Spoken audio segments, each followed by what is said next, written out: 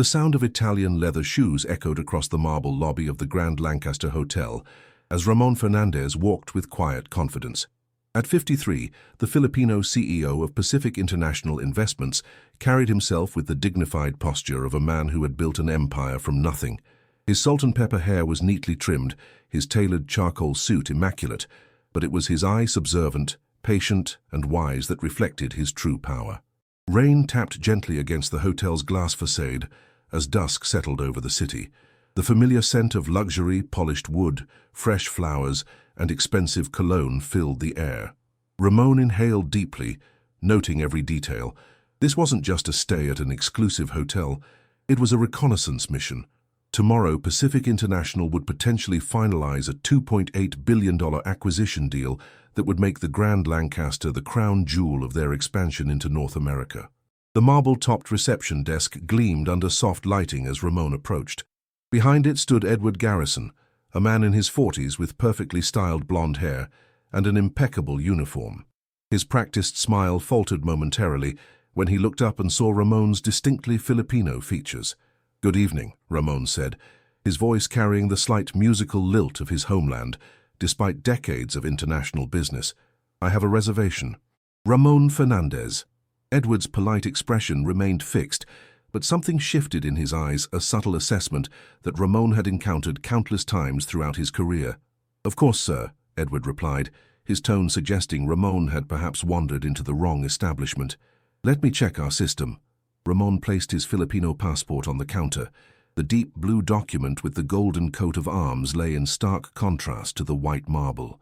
Edward's fingers tapped against the keyboard with practiced efficiency. "Ah, yes, I see it here. One night in our—" He paused, looking up with a hint of disbelief. "Presidential suite?" "That's correct," Ramon confirmed calmly. "I'll need to see a card for incidentals, sir," Edward said, emphasis on the last word making it sound more like an afterthought than a courtesy. Ramon withdrew his wallet and placed a titanium Centurion card, the legendary American Express black card, on the counter. The metal card made a quiet but distinctive sound as it touched the marble. Edward's eyebrows rose slightly. He picked up the card with 2 fingers, as if doubting its authenticity. "One of these," he commented, loud enough to be heard by guests nearby. "We sometimes have issues with verification. Let me make sure it's active." An elderly couple seated in plush armchairs across the lobby exchanged glances. An older woman with elegant silver hair narrowed her eyes at the receptionist's comment. Ramon remained silent, his face betraying nothing. But his grandmother Esperanza's words echoed in his mind. "Your dignity is not determined by how others treat you, but by how you respond." After a moment that stretched too long, Edward's expression changed to one of poorly concealed surprise. "It appears to be functioning," he said, returning the card. "Now, about your reservation, I see there's actually an issue with the presidential suite. Maintenance problems. We'll have to place you in an executive suite instead." Ramon knew it was a lie. His team had confirmed everything just hours earlier. "That will be adequate," Ramon replied, with a smile that didn't quite reach his eyes. As Edward processed the change, Ramon noticed an elderly housekeeper pushing a cart nearby. Her name tag read, Martha Johnson. Despite her age somewhere in her 70s, Ramon guessed she moved with purpose, her uniform pressed despite the late hour. Their eyes met briefly, and she offered a genuine smile that contrasted sharply with Edward's artificial one. "Your key, Mr. Fernandez," Edward said, sliding a card across the counter. 15th floor. The elevators are to your right." "Thank you," Ramon replied, collecting his passport and credit card. "By the way, I believe Mr. Coburn is expecting me tomorrow morning. Please let him know I've arrived." Edward's face paled slightly at the mention of the general manager's name. "Mr. Coburn, you're here for the acquisition meeting?" "Yes," Ramon confirmed softly. "Good night, Mr. Garrison." Ramon walked away, aware of Edward's stunned expression burning into his back. In the elevator, alone at last, he pulled out his phone and made a note. First impression, disappointing. The executive suite, while luxurious, was indeed a downgrade from what had been reserved. Ramon took in the view of a nearby office building rather than the promised panorama of the park and river. On the coffee table sat a welcome basket with a handwritten note. "Welcome to the Grand Lancaster, Mr. Hernandez." They hadn't even bothered to get his name right.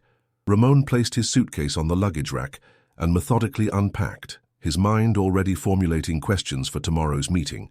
From his window he could see light coming from the presidential suite across the courtyard, clearly not under maintenance as claimed. As he prepared for bed, Ramon thought about his grandmother Esperanza, who had worked as a housekeeper in a Manila hotel for nearly 5 decades. How many times had she been invisible to guests who looked right through her? How often had her name been forgotten or mispronounced? Tomorrow would be interesting.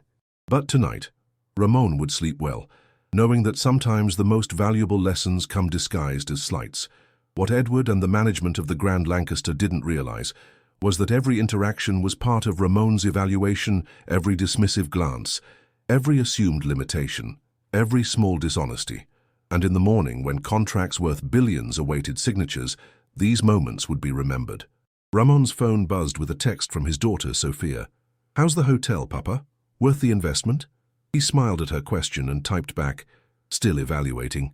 Some things money can't buy." Then he set his alarm for 6 a.m.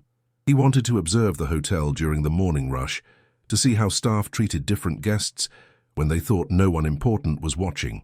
After all, as his grandmother had taught him, the true character of any establishment isn't revealed in the shine of its marble floors, but in the dignity with which it treats every person who walks through its doors. The soft knock on Ramon's door came precisely at 7:30 a.m. He had been awake for over an hour, reviewing acquisition documents while sipping strong black coffee from the in-room machine. "Housekeeping," called a gentle voice. Ramon opened the door to find Martha Johnson, the elderly housekeeper he had noticed the previous evening. Close up, he could see the fine lines around her eyes that spoke of decades of hard work, but there was a brightness in her gaze that suggested an unbroken spirit. "Good morning, Mrs. Johnson," Ramon said, surprising her by knowing her name. "Please come in." Martha's eyebrows rose slightly. "Good morning, Mr. Fernandez. Would you like your room service now, or should I return later?" "Now is perfect. I'll go down for breakfast while you work." Ramon collected his leather portfolio. "I appreciate your assistance." As he prepared to leave, he placed a generous tip on the desk along with a handwritten note that read, "Thank you for your dignified and respectful service." Martha watched him exit, her expression thoughtful. In 52 years of housekeeping work, 32 of them at the Grand Lancaster, few guests had ever addressed her by name. Downstairs in the restaurant, Ramon observed the morning service with calculated interest. The dining room featured soaring ceilings with crystal chandeliers and tables draped in crisp white linens. Floor-to-ceiling windows offered magnificent views of the city awakening under golden morning light. Ramon noticed how an older black couple was seated near the service entrance, while younger white guests were escorted to window tables. He saw how the Filipino busboy received curt instructions, while the European-looking waitstaff engaged in friendly banter with the maitre d'. "Coffee, sir?" asked a young waitress whose name tag read Lucia. Her accent suggested Latin American heritage. "Yes, please," Ramon replied with a warm smile. "And I'd like to try your breakfast specialties." "What would you recommend?" Lucia's professional demeanor softened slightly at his friendly tone. "The eggs Benedict are excellent, sir. Chef Marcel's Hollandaise is famous." "Perfect. Thank you, Lucia." As he ate, Ramon watched the restaurant fill with business people and tourists. At a nearby table, he overheard Edward, the receptionist, speaking with a man who appeared to be the hotel manager. "He's the Filipino investor," Edward whispered, not quietly enough. "The one looking to buy the place." The manager, a tall man with silver temples and an expensive suit, glanced in Ramon's direction. "And you put him in an executive suite instead of the presidential? Christ, Edward, what were you thinking?" "How was I supposed to know? He didn't look like..." "Like what, a billionaire? For God's sake, Edward, this isn't the 1980s. The world has changed." The men moved away, but their conversation had confirmed Ramon's suspicions. He finished his breakfast, left another generous tip, and decided to explore the hotel more thoroughly before the 10 a.m. meeting. In the lobby, he noticed a distinguished, elderly woman with perfectly coiffed silver hair being assisted by a concierge. Something about her struck him as familiar. Perhaps she had been in the lobby the previous night. She walked with a silver-headed cane, but held herself with unmistakable authority. "Dr. Winters, your car is waiting," the concierge said with deferential respect. Dr. Winters. The name triggered Ramon's memory. Dr. Eleanor Winters, renowned philanthropist and, if his research was correct, one of the Grand Lancaster's significant minority shareholders. Their eyes met across the lobby, and she offered a dignified nod of acknowledgement. Ramon returned the gesture, thinking that here, perhaps, was someone who understood the value of respect. By 9:45 a.m., the Grand Lancaster's management team had assembled in the Montrose conference room. Richard Coburn, the general manager, obsessively checked every detail, from the water pitchers to the alignment of contract folders. His anxiety was palpable. "Is everything perfect?" he asked his assistant for the third time. "This deal will save us from the financial mess the previous management left." "Everything's ready, sir," the young woman assured him. "Mr. Fernandez should be here any minute, and no one says anything about the occupancy rates or last quarter's numbers unless he specifically asks," Coburn instructed the gathered executives. "Focus on potential, not past performance." Edward stood nervously by the door, having been called in to attend at the last minute an unusual request for a receptionist, but Coburn wanted everyone who had interacted with Ramon present.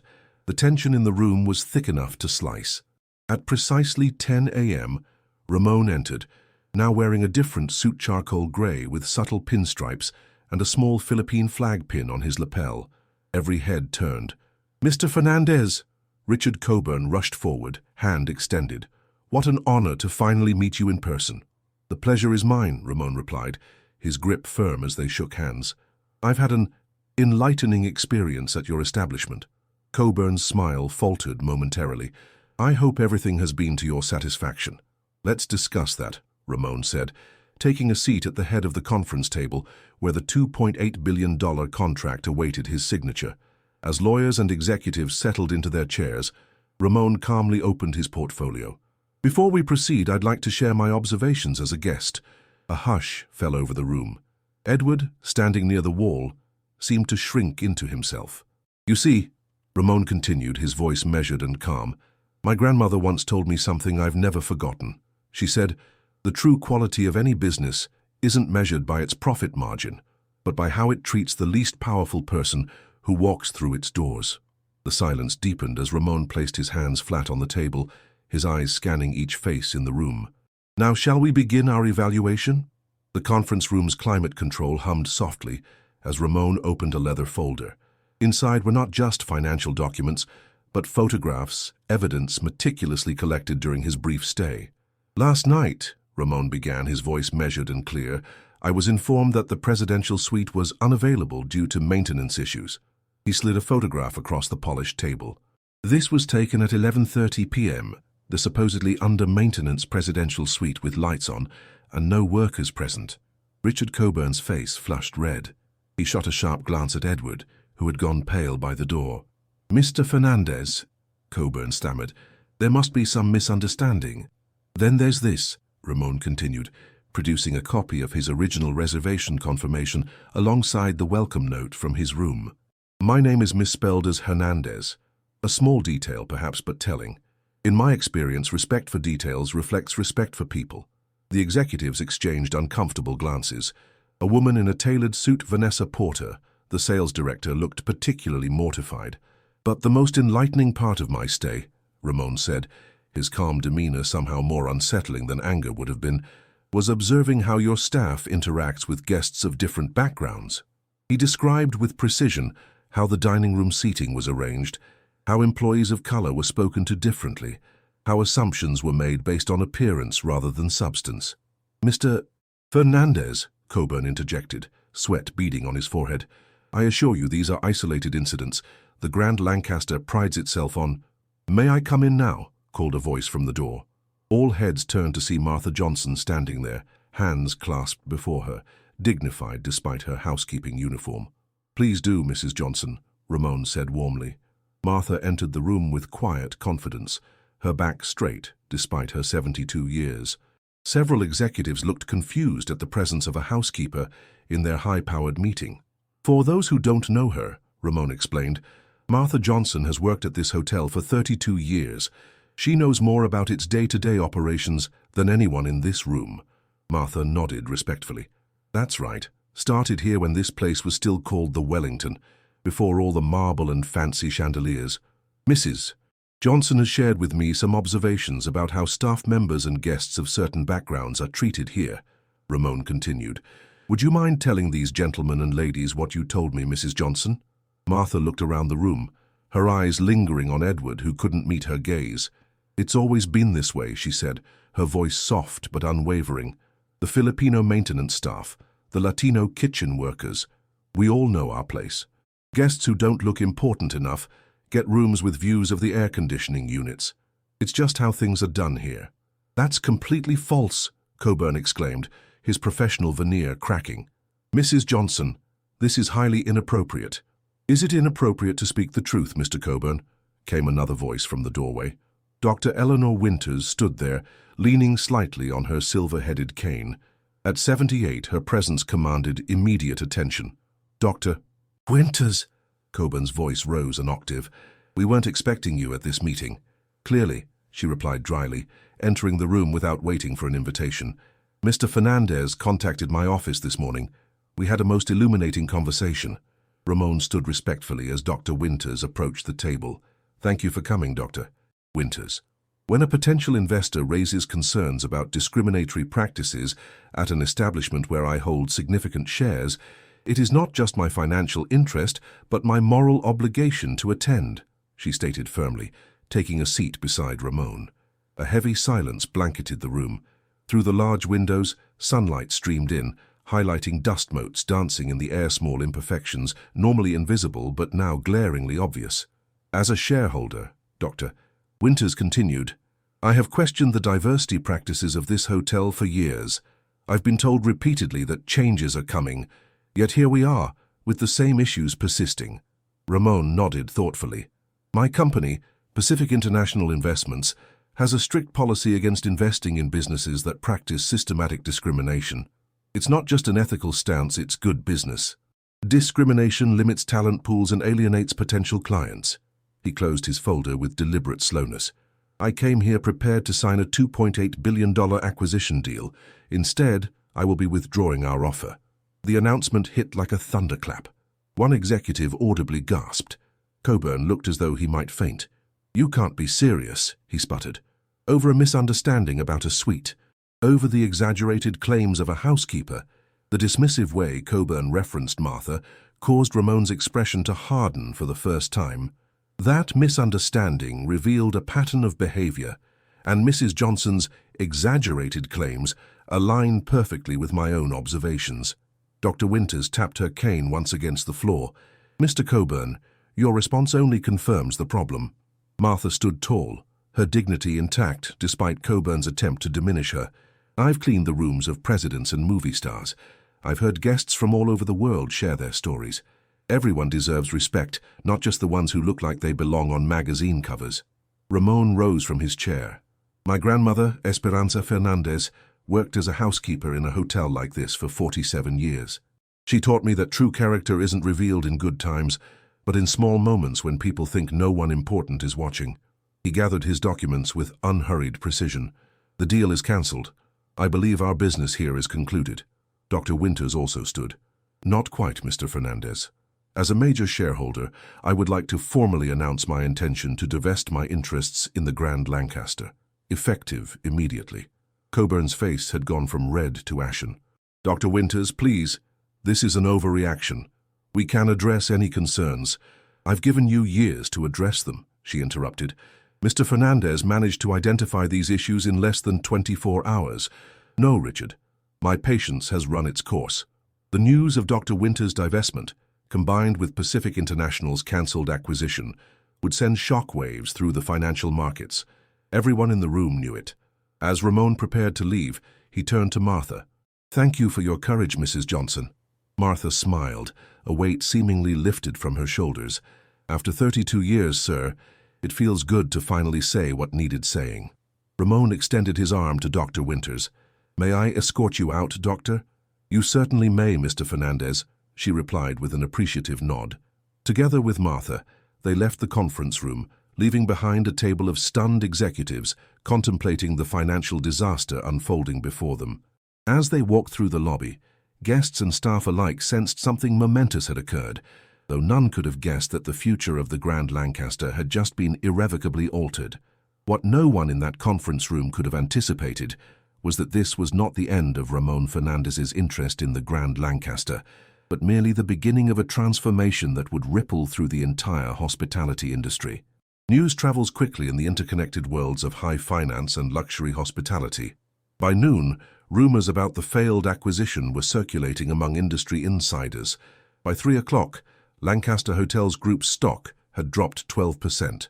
By closing bell, the decline had steepened to a staggering 27% plunge. In her Upper East Side apartment, Dr. Eleanor Winters sipped Earl Grey tea from a delicate bone china cup as she watched the financial news. Her cat, Maximiliana, dignified Persian with silver fur that matched her hair, sat regally beside her on the brocade sofa. "Well, Max," she murmured, scratching behind his ears, "it appears we've caused quite the commotion today." The telephone rang, the fifth call from her financial advisor in as many hours. She let it go to voicemail. Today's actions hadn't been about money. They'd been about principles too long deferred. Across town, in a modest apartment in Queens, Martha Johnson removed her uniform for what she thought might be the last time. After speaking out against her employer, she expected to be terminated. Strangely, she felt more relief than anxiety. At 72, retirement was overdue anyway. Her small tabby cat, Cinnamon, wound around her ankles as she changed into comfortable slacks and a floral blouse. "We might need to tighten our belts a bit, Cinny," she told the cat, who purred unconcernedly. But some things matter more than a paycheck. The sudden ring of her landline startled them both. Martha rarely received calls. Her children preferred texting, and telemarketers had long ago given up on her limited disposable income. "Hello?" she answered cautiously. "Mrs. Johnson, this is Ramon Fernandez." Martha sat down, surprised. "Mr. Fernandez, how did you get my number?" "Doctor Winters had it," he explained. "I hope you don't mind the intrusion, but I wanted to check on you. I suspect today wasn't easy." Martha laughed softly. "Easier than the last 32 years of keeping quiet, if I'm honest." "I admire your courage," Ramon said. "I'm calling because I'd like to invite you to a meeting tomorrow morning. Nothing formal, perhaps breakfast at the Riverside Cafe at 9. "Me? But why would—" "Because I have a proposition that might interest you," Ramon replied, "and because I value your insights." After hanging up, Martha stared at the phone in wonder. In all her years of service, no executive had ever sought her opinion about anything more significant than which cleaning products worked best on marble. Meanwhile, at the Grand Lancaster, chaos reigned. Emergency board meetings were called. PR specialists were summoned. Edward, the receptionist, was terminated by Days Ender Sacrificial Lamb to demonstrate the hotel's commitment to change. Richard Coburn paced his office, tie loosened, hair disheveled from repeatedly running his hands through it. "This is a nightmare," he muttered to his assistant. "Two major investors pulling out in one day. The press will crucify us when this gets out." "Sir," his assistant ventured hesitantly, "3 more shareholders have called requesting urgent meetings. And the Hospitality Equality Commission sent an email asking for a statement regarding allegations of discriminatory practices." Coburn collapsed into his chair. How did everything fall apart so quickly? The answer, had he been wise enough to see it, was simple. Foundations built on discrimination had always been destined to crumble. The Grand Lancaster's facade of luxury had merely concealed structural flaws that had been spreading for decades. At 6 o'clock that evening, Ramon sat in his temporary office at the Westin, where he'd relocated after leaving the Lancaster. On a video call with his daughter Sophia in Manila, he explained the day's events. "So you cancelled a multi-billion-dollar deal because the receptionist was rude?" Sophia asked, one eyebrow raised skeptically. "No, sweetheart," Ramon replied patiently. "I cancelled it because the entire organization demonstrated values incompatible with ours. The receptionist was merely the first visible symptom of a deeper disease." Sophia nodded thoughtfully. At 28, she was being groomed to eventually take over Pacific International. Her father's values-based approach to business had sometimes mystified her more financially minded peers. "What now?" she asked. "All that work on the acquisition wasted?" Ramon smiled mysteriously. "Not wasted. Redirected. I have another strategy in Minda, on your great-grandmother Esperanza would approve of." After finishing the call, Ramon reviewed emails from his executive team. News of the Lancaster situation had reached them, and opinions varied wildly, some applauding his ethical stance, others questioning the financial wisdom of walking away from such a lucrative deal. His phone chimed with a text from Dr. Winters. "Dinner tomorrow? I have some thoughts that might align with yours." Ramon replied affirmatively, then returned to his contemplation of the city skyline. The Lancaster had been meant to be Pacific International's flagship property in their North American expansion. Its sudden removal from their portfolio created both challenges and opportunities. A soft knock at the door interrupted his thoughts. His assistant entered with a folder. "The information you requested, sir. Financial records for the Lancaster going back 5 years, market valuation projections, and profiles of major shareholders." "Thank you, James," Ramon said, accepting the folder. "And the other matter?" "Yes, sir. I've secured reservations for 3 at the Riverside Cafe for breakfast tomorrow. Mrs. Johnson and Dr. Winters are both confirmed." Ramon nodded approvingly. "Excellent." As night fell over the city, 3 individuals in different locations contemplated the same institution with very different emotions. Richard Coburn drank scotch in his office, surrounded by projections of financial ruin, wondering how to save the unsalvageable. Martha Johnson sat on her small balcony with Cinnamon, watching the stars appear one by one, feeling strangely free, despite an uncertain future. And Ramon Fernandez reviewed documents late into the night, formulating a plan that would transform not just the Grand Lancaster, but perhaps the standards of the entire luxury hospitality industry. None of them could have predicted exactly how their lives would intertwine in the coming months, or how a simple act of discrimination would ultimately lead to a revolution of dignity. Yet the wheels were already in motion, set spinning by the courage of those who dared to speak truth to power. Tomorrow's breakfast meeting would be just the beginning. The Riverside Cafe offered a stark contrast to the Grand Lancaster's opulence. Here, mismatched chairs surrounded worn wooden tables, and the aroma of fresh-baked bread mingled with coffee scents. Morning sunlight streamed through large windows, casting golden rectangles on the checkerboard floor. Ramon arrived first, selecting a quiet corner table. He wore casual attire, today dark jeans, and a crisp blue button-down, deliberate departure from his executive persona. Dr. Eleanor Winters appeared precisely at 9, elegant in a tailored pantsuit despite the informal setting. Her silver cane tapped rhythmically as she approached.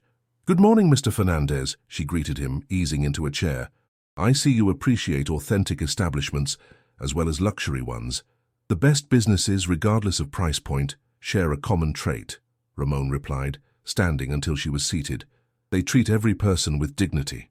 Martha Johnson arrived moments later, looking nervous in her Sunday dress, a floral print she'd deliberated over for nearly an hour that morning.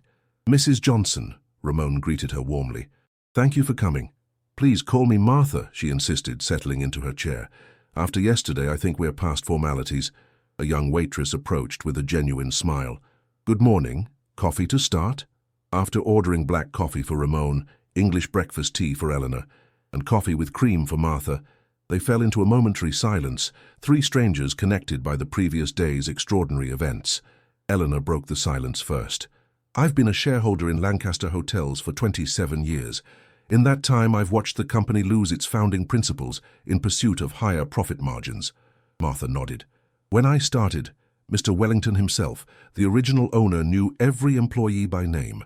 He'd ask about our families, remember our birthdays. After the corporate takeover in '95, all that changed." Ramon listened intently, making mental notes. "Yesterday was merely a symptom of a long-developing problem then."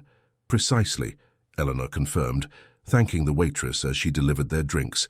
"Now, Mr. Fernandez, I suspect you didn't invite us here merely for a post-mortem on the Lancaster's cultural failings." Ramon smiled appreciatively at her directness. "Indeed not, Dr. Winters. Eleanor, please." "Eleanor," he inclined his head respectfully. "I invited you both because I'm considering a bold move, and I value your perspectives." He outlined his thinking. Pacific International might still acquire the Lancaster not at the previously negotiated price, but at the significantly reduced valuation that would inevitably result from the current crisis. "The hotel's stock has already dropped nearly 30%, he explained. "Within weeks, it will likely fall further. At that point, a takeover would be financially advantageous." "Sounds like shrewd business," Eleanor observed, stirring her tea. "But how is this different from vulture capitalism?" Ramon leaned forward. "Because our goal wouldn't be to strip the asset and flip it. It would be transformation, creating a model of inclusive luxury hospitality that could set new industry standards. Martha looked skeptical. Changing an established culture isn't easy. Believe me, I've watched a dozen management teams come and go, all with big plans. Which is precisely why I need people like you, Ramon replied. People who understand the institutional history and have witnessed both its successes and failures. Their breakfast arrived: omelettes for Ramon and Martha, steel-cut oatmeal for Eleanor. As they ate, Ramon elaborated on his vision, a complete overhaul of the Lancasters' operational philosophy, emphasizing respect at every level. Beautiful words, Eleanor said, but what specifically would change? Ramon smiled. First, every employee would receive comprehensive anti-discrimination training, not the superficial corporate variety, but genuine education. That's been tried, Martha interjected. People sit through the videos, check the boxes, and go right back to their old habits. Which is why the second change would be structural, Ramon continued. We'd create a dignity committee with actual authority, comprised of employees from every department and level, including housekeeping, maintenance, and kitchen staff. Martha's eyebrows rose. You'd give housekeepers a say in how the hotel runs. Absolutely. Who knows better how guests and staff interact than the people often rendered invisible in luxury spaces? Ramon turned to Eleanor. And I'd like the committee to include shareholder representation, as well, someone with both financial stake and moral compass. Eleanor's eyes sparkled with interest. You're describing a governance revolution, not just a cultural one. Precisely, Ramon confirmed. The third element would be measurement. We'd implement anonymous feedback systems for both guests and staff, with metrics tracking respect and dignity alongside traditional hospitality measures. Martha sipped her coffee thoughtfully. And what happens when profits dip because some rich client doesn't like being told they can't talk down to the Filipino maintenance man? Ramon's expression remained steady. Then we accept the short-term financial impact for long-term ethical gain. My company takes a 10-year view on investments, not quarterly. Eleanor tapped her fingernails against her teacup. You'd need buy-in from remaining shareholders. Many won't appreciate this approach. Which is why we'd offer them a fair exit opportunity, Ramon explained. Those who share our vision stay. Those who don't can sell their shares without penalty. As breakfast concluded, Ramon placed a final proposal before them. Martha would be offered a new position as Hospitality Dignity Supervisor, responsible for training staff in respectful service practices. Eleanor would be invited to head the shareholder contingent on the Dignity Committee. You're serious about this? Martha said, wonder in her voice. I've never been more serious, Ramon confirmed. My grandmother worked in hotels her entire life. She deserved respect every day of those 47 years. This would honor her legacy. And when would this hypothetical transformation begin? Eleanor asked. Ramon's smile broadened. Phase 1 started yesterday when we walked out of that meeting. Phase 2 begins next week, when our acquisition team makes its first discounted offer. As they departed the cafe, all three felt the weight of possibility. Martha, who had arrived expecting nothing more than a kind farewell, left with renewed purpose. Eleanor, who had been contemplating retirement from business affairs, found herself energized by a challenge worthy of her experience and values. And Ramon, who had originally sought only a strategic acquisition, discovered instead an opportunity to reshape an industry, one that had too often confused luxury with exclusion. None of them noticed the young man at a nearby table, hastily typing notes into his phone, a junior reporter for the Financial Chronicle, who had recognized Dr. Winters and stayed to eavesdrop. By afternoon, speculation about Pacific International's hostile takeover and radical restructuring plans for the Lancaster would be circulating in business circles across the city. Seeds of transformation had been planted, and they would grow faster than anyone anticipated. The headline dominated the Financial Chronicle's business section. Pacific International eyes struggling Lancaster after failed deal. Radical dignity restructuring planned.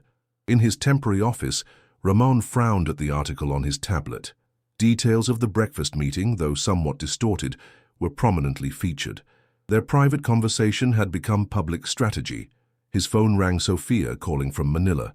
"Papa, have you seen the news?" she asked without preamble. "Everyone's talking about your dignity revolution. Our investors are calling non-stop." Ramon sighed. "Premature publicity complicates matters." "That's an understatement," Sophia replied. The Lancaster's board is already mounting a defensive strategy. They're calling your planned acquisition hostile and predatory. Ironic choice of words, Ramon observed dryly. Across town at the Grand Lancaster, emergency damage control had shifted into high gear. In the executive boardroom, Richard Coburn addressed a hastily assembled crisis team, including new diversity consultants hired overnight. "We need immediate, visible changes," Coburn insisted, his tie perfectly knotted despite having worked through the night. "Fernandez is painting us as discriminatory dinosaurs. We must counter that perception today." A PR specialist nodded eagerly. "We've drafted a comprehensive diversity statement for immediate release. We're also recommending a press conference announcing new inclusion initiatives." "What about the employee who spoke against us, the housekeeper?" asked a board member. Coburn's expression darkened. "Martha Johnson has been with the hotel for decades. Firing her would only reinforce the discrimination narrative." "Then bring her into the fold," suggested Vanessa Porter, the sales director. "Offer her a position on this new diversity committee. It would show we're listening." "Brilliant," Coburn agreed. "And we should reach out to Dr. Winters as well. Her divestment announcement was devastating. Perhaps she could be persuaded to reconsider if we demonstrate genuine commitment to change." As the Lancaster scrambled to rehabilitate its image, Martha Johnson received an unexpected visitor at her apartment. A sleek town car had delivered Vanessa Porter to the modest Queens neighborhood, a location that clearly made the executive uncomfortable. "Mrs. Johnson," Vanessa began after being invited in, her eyes darting around the small living room with its worn but immaculately clean furniture. "The Lancaster Hotel would like to offer you an exciting new opportunity." Martha listened skeptically as Vanessa outlined a newly created position, Director of Staff Relations, reporting directly to Richard Coburn. "The salary would be triple your current compensation," Vanessa concluded with a practiced smile. "Plus benefits, of course." Martha's tabby cat, Cinnamon, jumped onto the sofa between them, eyeing the visitor suspiciously. "That's very generous," Martha replied, stroking the cat. "May I ask what prompted this sudden interest in my insights after 32 years of invisibility?" Vanessa's smile faltered slightly. "The Lancaster is evolving, Mrs. Johnson. Recent events have highlighted areas for improvement." "Recent events," Martha repeated softly. "You mean Mr. Fernandez canceling a billion-dollar deal and Dr. Winters pulling her investment?" "We prefer to see it as a wake-up call," Vanessa said smoothly. "An opportunity to become better." Martha studied the younger woman. "And this has nothing to do with the article suggesting Pacific International plans to acquire the Lancaster at a reduced price." Vanessa's professional composure cracked momentarily. "You've spoken with Fernandez recently." "That's not really your business, is it?" Martha replied mildly. "Please thank Mr. Coburn for his offer. I'll consider it carefully." After showing Vanessa out, Martha immediately called Ramon to report the unexpected proposal. His response surprised her. "You should accept it," he said without hesitation. "Accept? But I thought having you on the inside during this transitional period could be invaluable," Ramon explained. "Just be careful. They'll try to use you as a shield against criticism while limiting your actual influence." Meanwhile, Eleanor Winters was fighting her own battle at an emergency shareholder meeting. The Lancaster's management had proposed a rapid implementation of diversity initiatives to stabilize the company's plummeting stock price. "While I applaud this sudden conversion to inclusivity," Eleanor addressed the gathered shareholders, her voice steady despite her 78 years, "I question its sincerity. True change requires more than hastily drafted statements and symbolic appointments." "Dr. Winters," Coburn interjected, "we value your decades of involvement with the Lancaster. Your concerns have been heard, and we're responding decisively." "After years of ignoring my concerns," Eleanor countered, "your decisive response coincides remarkably with a threat to your positions." The tension in the room was palpable as Eleanor continued. "Transformation requires structural change, not cosmetic adjustments, designed to placate critics while maintaining the status quo." Several shareholders nodded in agreement. Others shifted uncomfortably. "What would satisfy you, Dr. Winters?" asked the board chairman directly. Eleanor smiled slightly. "A genuine overhaul of governance structures to ensure diversity and respect are core operational values, not just PR talking points." By day's end, battle lines had been clearly drawn. The Lancaster's management was fighting for survival, implementing surface-level changes while resisting deeper transformation. Pacific International was methodically preparing for an acquisition that would face significant resistance. Caught between these powerful forces were Martha Johnson and Eleanor Winterstew, women whose lived experiences and moral courage had catalyzed a corporate earthquake. That evening, Ramon received an unexpected call from Richard Coburn himself. "Mr. Fernandez," Coburn began without preamble, "I believe we got off on the wrong foot. I'd like to invite you back to the Lancaster as our guest, not a potential buyer. Allow us to demonstrate the changes we've already implemented." Ramon considered the transparent ploy. "When did you have in mind?" "Tomorrow evening? We're hosting a special event celebrating diversity in the hospitality industry. Your presence would be meaningful." After hanging up, Ramon immediately called Eleanor and Martha, conferencing them together. "It's a trap," Martha said bluntly. "They want to parade their sudden commitment to diversity before you torpedo their stock value further." "Undoubtedly," Eleanor agreed. "The question is, do we spring their trap or avoid it?" Ramon smiled, though they couldn't see it through the phone. "Oh, we spring it, but on our terms. After all, the best defense is a good offense." What the Lancasters' management didn't realize was that Ramon Fernandez had been underestimated his entire career. The son of Filipino immigrants who had built a global investment empire was not easily outmaneuvered, especially not by those who had already revealed the fundamental flaw in their character: the belief that dignity was something bestowed by the powerful rather than inherent in every human being. Tomorrow's celebration of diversity promised to be enlightening indeed, though perhaps not in the way Richard Coburn intended. The Grand Lancaster Hotel glittered with excessive splendor as black cars deposited guests at the entrance for the hastily organized Celebration of Diversity and Hospitality event. Photographers captured the arrival of industry leaders, politicians, and celebrities, all summoned through frantic networking by the Lancasters' PR team. Richard Coburn stood in the lobby greeting arrivals, perspiration beading at his temples despite the perfect climate control. His eyes constantly darted to the entrance, awaiting Ramon Fernandez. "Any sign of him?" Vanessa Porter whispered, maintaining her professional smile. "Not yet," Coburn replied through gritted teeth. "Make sure the media captures everything, especially our diverse staff members interacting with guests." Martha Johnson observed this performance from her position near the refreshment table, now wearing a tailored suit instead of her housekeeping uniform. Her new title, Director of Staff Relations, was emblazoned on a shiny name badge. Several reporters had already approached her for quotes about the Lancasters' transformative journey. "Mrs. Johnson," called one eager journalist, "how does it feel to be elevated from housekeeper to executive in just 3 days?" Before Martha could answer, Eleanor Winters appeared beside her, resplendent in midnight blue evening wear. "Perhaps," Eleanor interjected smoothly. "The more pertinent question is why it took 32 years of dedicated service before Mrs. Johnson's insights were valued by management." The reporter's eyes widened at this unscripted response, quickly jotting notes. "Dr. Winters," Martha acknowledged with a warm smile, "I'm so glad you came." "I wouldn't miss this performance for the world," Eleanor replied, her voice low, "though I fear our friend may have decided to skip the charade." As if summoned by her words, a murmur swept through the lobby. Ramon Fernandez had arrived, but not alone. With him stood an elderly Filipino woman, small in stature but commanding in presence. Despite her 92 years, Esperanza Fernandez carried herself with unmistakable dignity, her silver hair arranged in an elegant chignon, her hand resting lightly on her grandson's arm.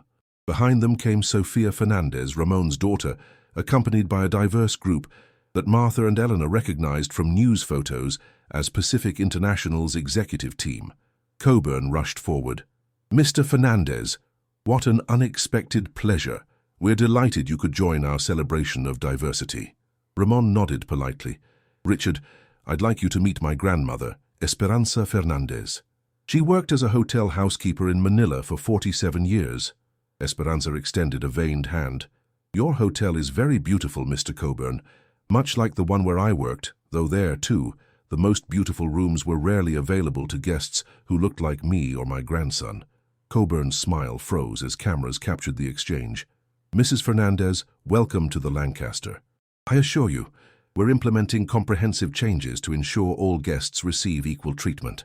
"Wonderful," Esperanza replied, her eyes sharp despite her age. Perhaps you could begin by explaining why your Filipino maintenance staff is currently entering through the service corridor while white employees use the main entrance? A nearby reporter scribbled furiously as Coburn stammered. Ramon gently guided his grandmother toward Martha and Eleanor. Grandmother, I'd like you to meet two remarkable women who share your commitment to dignity. Esperanza beamed as introductions were made. The troublemakers. Excellent.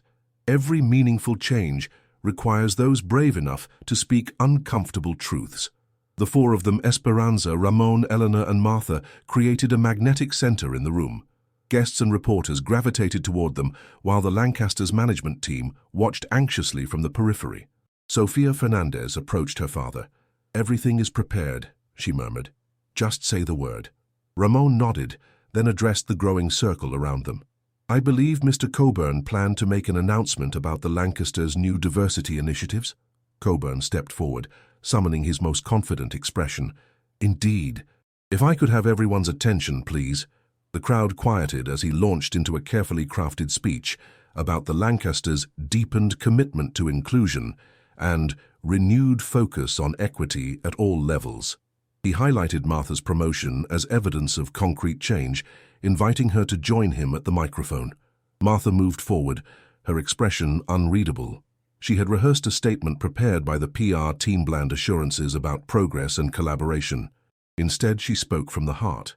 For 32 years, I've cleaned rooms in this hotel, she began. I've made beds for presidents and princes, for movie stars and moguls. I've been invisible, present but unseen, essential but unacknowledged. The room fell silent. 2 nights ago, a man checked in who saw me, who noticed not just my uniform, but my humanity. She gestured toward Ramon. When he experienced discrimination himself, he didn't just walk away. He resolved to create change. Coburn tried to interject, but Martha continued, her voice stronger. The Lancaster is announcing cosmetic changes to protect its market value, but real transformation requires more than new titles and press releases. It requires a fundamental shift in how we value human dignity. She turned to face Coburn directly. I'm declining the position of Director of Staff Relations. The role was offered not to harness my experience, but to silence my voice. A collective gasp rippled through the audience. Instead, Martha continued, I've accepted a position with Pacific Harmony Hospitality, a new venture dedicated to creating truly inclusive luxury environments. Sophia stepped forward, distributing press packets to stunned reporters. Pacific Harmony Hospitality is officially launching tonight, she announced. A subsidiary of Pacific International Investments, focused exclusively on transforming the luxury hospitality industry. Ramon moved to join them. Rather than acquiring the Lancaster, we've decided to build something new, a model of hospitality, where respect is the true luxury. We've purchased the Morrison building 3 blocks from here, which will be renovated into our flagship property. Eleanor Winters tapped her cane for attention. As the first major investor in Pacific Harmony, I'm pleased to announce that Martha Johnson will serve as Chief Dignity Officer, developing training programs to ensure that respect becomes operational, not aspirational. And I, added Esperanza, her voice soft but carrying, will serve as honorary chairwoman of the board. At 92, I've waited long enough to see a luxury hotel where people who look like me are valued, whether they arrive as guests or employees. Cameras flashed continuously as Coburn stood forgotten at the microphone. His carefully orchestrated event transformed into the launch party for a competitor that threatened the Lancasters' very existence. Ramon raised his glass. To dignity, the only true luxury. As crystal clinked and reporters scrambled for interviews, Martha found herself standing beside Esperanza.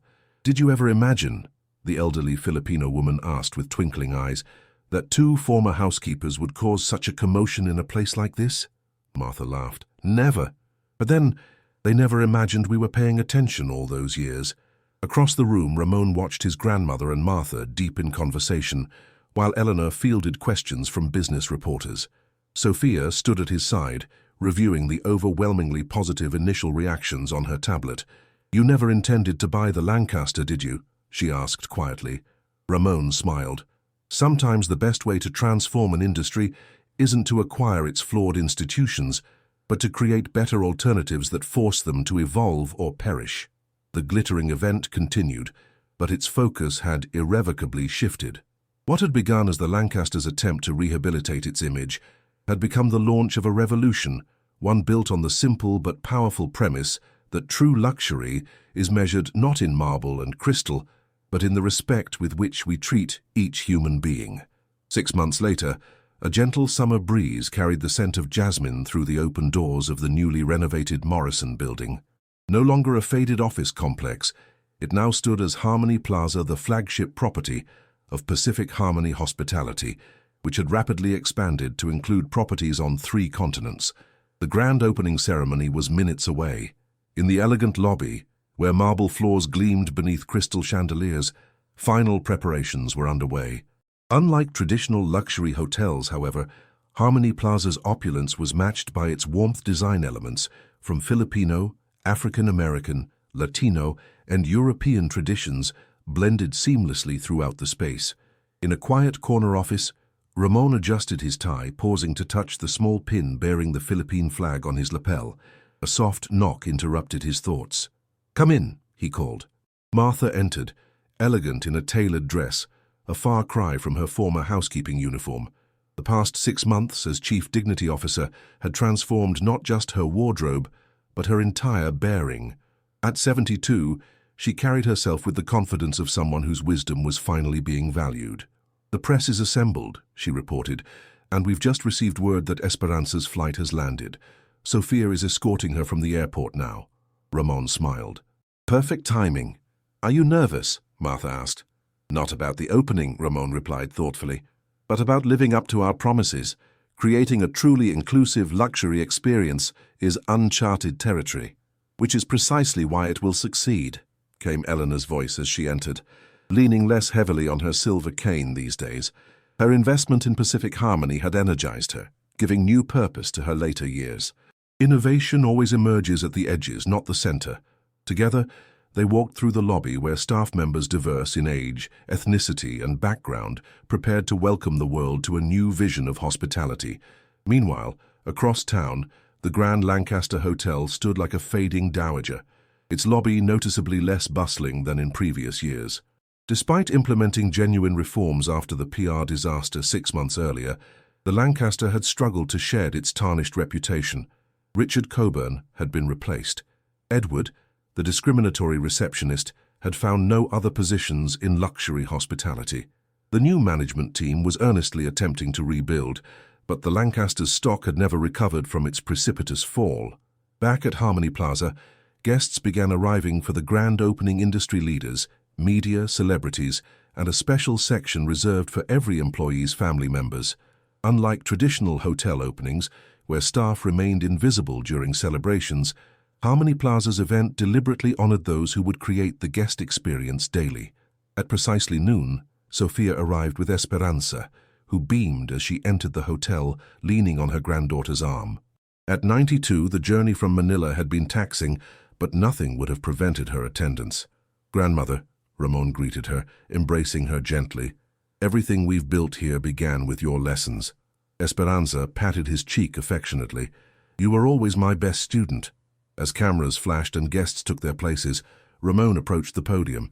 Beside him stood Martha, Eleanor, Esperanza, and Sophia, the women, whose combined wisdom had shaped Harmony Plaza's revolutionary approach. "Distinguished guests, friends, family, and valued team members," Ramon began. "Today marks not just the opening of a hotel, but the continuation of a journey toward a more dignified vision of hospitality." He gestured to his grandmother. 47 years ago, Esperanza Fernandez began working as a housekeeper in a luxury hotel in Manila. Each day she cleaned rooms she could never afford to stay in, serving guests who rarely bothered to learn her name. Esperanza's eyes glistened with emotion as Ramon continued. "Yet she taught me that true dignity isn't determined by wealth or status, but by how we treat each person we encounter. Today we honor her wisdom by creating a space where luxury and respect go hand in hand." Martha stepped forward next. "For 32 years I made beds and cleaned bathrooms at the Lancaster Hotel. I was essential but invisible. At Harmony Plaza, there are no invisible people. Every role is acknowledged, every voice valued." Eleanor followed. "As an investor with decades of experience, I've watched the hospitality industry prioritize marble and crystal over the human elements that truly create memorable experiences. Harmony Plaza inverts that equation, putting people first and believing that prosperity will follow, Sophia concluded the opening remarks. The future of luxury isn't about exclusivity, but about creating spaces where everyone belongs while experiencing exceptional service. That's not just good ethics, it's good business. With that, Ramon invited Esperanza forward. Grandmother, would you do us the honor of cutting the ribbon? As the elderly woman stepped forward, a hush fell over the crowd. With hands that had cleaned countless rooms over nearly 5 decades, she took the ceremonial scissors. Before cutting, she spoke briefly, her voice soft but clear. In my years as a housekeeper, I learned that a truly clean room leaves no trace of the effort behind its perfection. She smiled at the assembled staff. But today I want every person who works here to leave their mark, to be seen, heard and valued. This is not my achievement to claim, but ours to share. With that, she cut the ribbon, officially opening Harmony Plaza to thunderous applause. As guests streamed in, Martha found herself approached by a familiar face, a young Filipino maintenance worker who had previously worked at the Lancaster. Mrs. Johnson, he greeted her warmly. Thank you for recommending me for the engineering team here. It's different. My supervisor actually asked for my input on the ventilation system upgrades. Martha smiled. That's precisely the point, Miguel. Everyone has valuable insights when given the opportunity to share them. Nearby, Eleanor observed the interaction with satisfaction. Her tabby cat, Maximilian, had become the hotel's unofficial mascot, currently curled regally on a velvet chair in the library lounge, accepting admiration from delighted guests. Eleanor had insisted that Harmony Plaza be pet-friendly, another departure from traditional luxury establishments. As the celebration continued, Ramon found a quiet moment with his grandmother in the Philippine-inspired garden courtyard at the center of the hotel. Are you pleased? He asked, sitting beside her on a carved wooden bench. Esperanza took his hand. Beyond words. But I'm curious, when that receptionist made assumptions about you based on your appearance, you could have simply complained, had him fired, and moved on. Why did you take such a different path? Ramon considered the question. Because firing one person wouldn't change the system that produced him. Real transformation requires creating better alternatives that force others to evolve. Esperanza nodded approvingly. You've built something remarkable here, but the true test will come in the years ahead, when maintaining these values becomes routine rather than revolutionary. That's why we've built dignity into our operational structure, Ramon explained. Every employee evaluation metric includes respect assessments. Our bonus system rewards collaborative problem-solving rather than individual achievement. Even our ownership model includes profit sharing with all staff members. As evening fell, the grand opening transitioned to a gala dinner where tables were arranged not by status but intentionally integrated. Executives seated alongside housekeepers, celebrities with maintenance staff, investors with front desk clerks. Martha, seated between Esperanza and Eleanor, looked around the room in wonder. If someone had told me a year ago that I'd be here tonight, not serving the dinner but being honored at it? Life's most meaningful transformations often begin with small moments of disrespect or dignity, Eleanor observed, sipping champagne. The question is whether we recognize their significance when they occur. Across the city, the Lancaster's lights glowed dimmer than usual, its occupancy rates having never fully recovered. Yet even there, change was gradually taking root, forced by the competition Harmony Plaza represented, and the new standards guests had begun to expect. As the evening concluded, Ramon raised his glass for a final toast. To a world where no one is invisible, where dignity is the true measure of luxury, and where respect becomes the standard rather than the exception. Glasses clinked as Esperanza smiled contentedly. After 92 years, including 47 as a housekeeper, she was witnessing a transformation she had once thought impossible. Her grandson had taken her simple lessons about human dignity and built not just a hotel, but a movement. On the wall of Harmony Plaza's lobby, an elegantly framed plaque displayed a message in 3 languages, English, Spanish, and Filipino. True luxury is in the respect with which we treat each human being. Beneath it, in smaller letters, in honor of Esperanza Fernandez and Martha Johnson, whose wisdom guides us daily. And so, with the gentle wisdom that only years can bring, a generation of women who had silently endured countless indignities witnessed how a single moment of discrimination observed by the right eyes could transform into a revolution of dignity that would reshape an entire industry. Martha's cat, Cinnamon, now an unofficial resident of Harmony Plaza alongside Maximilian, wandered through the celebration, accepting gentle strokes from guests of all backgrounds. Like her owner, she had found an unexpected new chapter in life, one where both woman and feline were not just visible but valued. In that perfect moment, as laughter and conversation filled the room, the true meaning of harmony became clear not just in the elegant surroundings, but in the genuine connections between people who might never have met in traditional luxury spaces.